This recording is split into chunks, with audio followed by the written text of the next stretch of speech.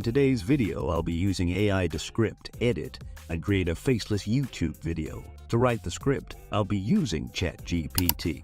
If you haven't used chatgpt before, it's very easy to use. All you have to do is ask chatgpt to write you a script for the YouTube idea that you have in mind.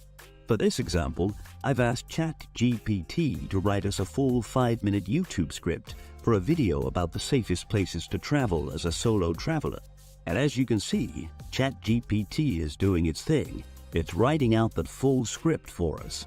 When you're creating a faceless YouTube channel, this is the part that's going to take the most time. So it's really nice that we have this tool available to expedite the time it takes to create your script. ChatGPT has gone ahead and created that full-length YouTube script for us.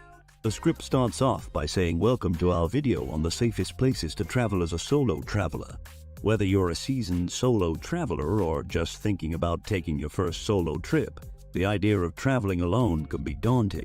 We got Iceland. Japan is another great option for solo travelers. New Zealand, Canada is another great option for solo travelers, and so on.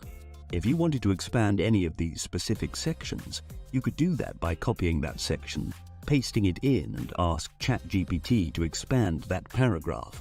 As you can see, ChatGPT will go ahead and expand that paragraph for you. And as you can see, it's really easy for you to expand your content. You can use ChatGPT to expand it as much as you like, and then remove any content which you don't want to include within that video. So for this example, we can copy this paragraph over, head back over to our script here, and then talk about Iceland. We can paste this in here.